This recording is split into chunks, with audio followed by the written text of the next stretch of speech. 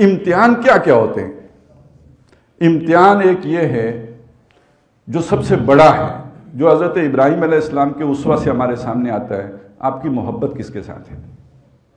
آپ کی محبت اللہ کے ساتھ ہے یا جو اللہ کی مخلوق ہے ان میں سے کسی کے ساتھ ہے؟ ابراہیم علیہ السلام کا پہلا امتحان جب انہیں سمجھ آئی اس کے بعد یہ ہوا، خاندان عزیز ہے یا اللہ؟ فیصلہ کرو، مقدم کیا ہے، مؤخر کیا ہے؟ دوسرا امتحان، جان عزیز ہے یا اللہ پیارا ہے؟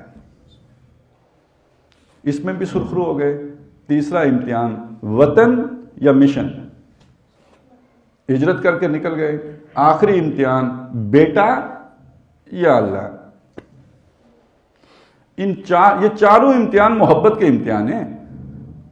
اچھا، محبت وہ شے ہے جو کسی ناپ تول میں آتی نہیں، اور محبت وہ چیز ہے جو فقہ کی جو ہے پیمانوں سے ماورا ہے، جسے ہم کل دین سمجھتے ہیں، وہ ناپ ہی نہیں سکتی محبت کو، وہ اس کے دستور میں کہیں فٹ ہی نہیں ہوتی، یہ اس سے الگ تھلگ شے ہے.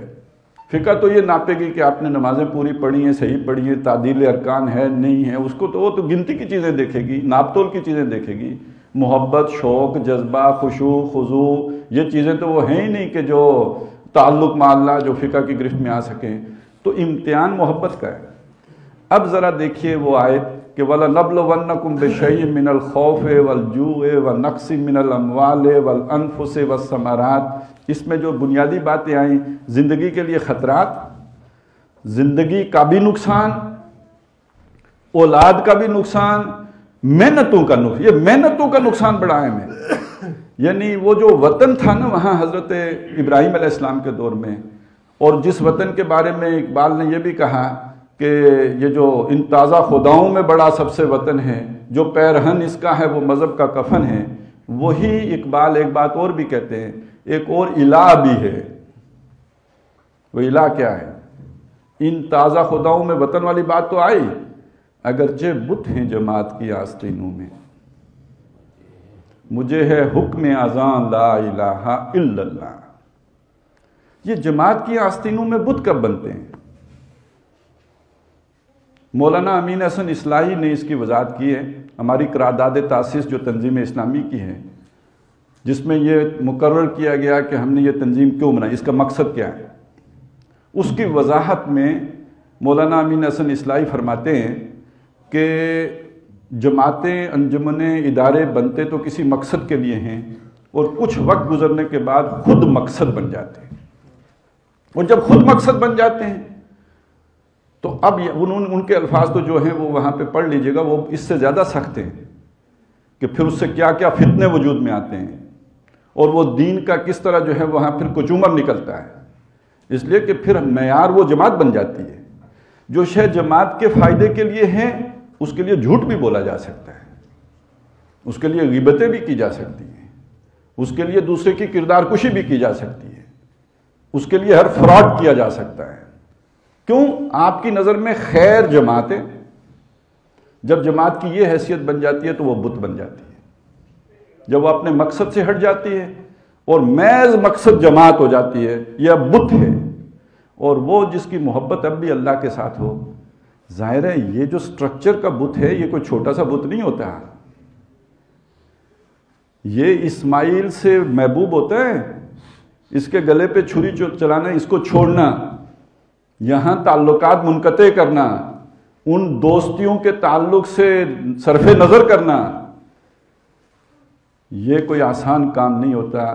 تا نہ بخشد خدائے بخشندہ، جب تک اللہ تعالیٰ توفیق نہ دے تو یہ بالکل ناممکنات میں سے ہوتا ہے. ایک آدمی جس نے زندگی وہاں لگائی ہے، اس کے سارے تعلقات وہاں پہ ہیں، اس کی ساری سماجی تعلق، کل اس نے شادیاں کرنی ہیں، لینے دینے سارے وہی اس کے انفلوئنس کا ایریا ہے، اس کا سارا کاروبار وہاں پہ ہے، اس کی ساری سوشل لائف اسی چیز کے ساتھ جڑی ہوئی ہے، تو سہارا ہے.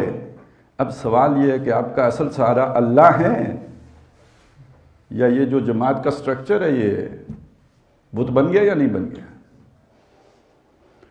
اب توکل کا امتحان ہو گیا یا نہیں ہو گیا؟ محبت کا امتحان ہو گیا یا نہیں ہو گیا؟ اور یہ میں صرف تجزیے کے طور پہ نہیں پیش کر رہا. حضرت ابراہیم علیہ السلام ہی ہیں جنہوں نے اپنی قوم کے افراد سے کہا تھا کہ یہ بت نہیں ہے، یہ جن کو تم پوچھتے ہو یہ بت نہیں ہے، مودۃ بینکم فی الحیات الدنیا، یہ دنیا کی زندگی کے درمیان تمہاری باہمی محبت کا ذریعہ ہے، آپس کے تعلق کا ذریعہ ہے، یہ تمہیں ایک برادری بناتے ہیں یہ بت۔ تو یہ جماعتیں اور یہ وطن بھی تو ایک برادری میں ڈالتے ہیں نا، یہ حفاظت کا ذریعہ بھی ہیں۔ لگتا ہے کہ ان کے ذریعے سے حفاظت ہوتی ہے، لگتا ہے کہ ان کے ذریعے سے کوئی مجبوری دور ہو جائے گی، لگتا ہے کہ ان کے ذریعے سے کل کوئی مسئلہ حل ہو جائے گا، تو یہ اگرچہ بت ہیں جماعت کی آستینوں میں، مجھے ہے حکم اذان لا الہ الا اللہ، تو اب یہ بت توڑنے، توحید کا تقاضا، توحید فی المحبت کا تقاضا، اللہ سے محبت اور اللہ سے عشق کا تقاضا، اب اگر اللہ کے لیے ہو تو نکلو۔ اور ہمارے جو تاریخ ہے اس میں اس کی جو سب سے نمایاں مثال ہماری یعنی جو قرآن مجید نے جو تاریخ بیان کی ہے وہ بنی اسرائیل کی ہے۔ ان کا وہ بت نسلی بھی تھا نا، نظریاتی ہی نہیں نسلی بھی تھا۔ اگر تمہارا تعلق اللہ کے ساتھ ہے، اللہ نے اپنا معمور اب جو نیا بھیجا ہے وہ تمہاری نسل سے نہیں دوسری نسل سے بھیجا ہے، تمہاری محبت کا امتحان ہو گیا۔ اللہ سے محبت کا تقاضا یہ ہے اپنی قوم چھوڑو، برادری چھوڑو، نسل چھوڑو، محمد رسول اللہ کی اطاعت کرو۔ اور تمہاری برادری کی، تمہاری نسل، تمہارے خون کا تقاضا یہ ہے اللہ کو چھوڑو، رسول کو چھوڑو، برادری پکی کرو، مضبوط کرو۔ تو اب یہ ایک امتحان ہوتا ہے، لیکن یہ کہ بڑا مشکل امتحان ہے۔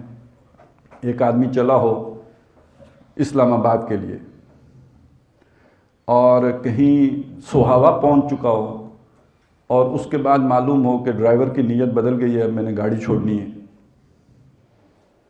تو قسمت کی خوبی دیکھیے ٹوٹی کہاں کمد، 2-4 ہاتھ جب لبے بام رہ گیا، تو یہ اب اس سے جو چھلانگ لگانا آسان تو نہیں ہوتا۔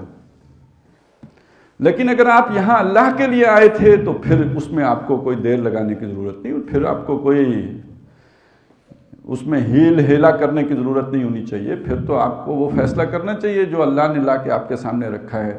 تو بہرحال بات جو سامنے آئی وہ کیا ہے؟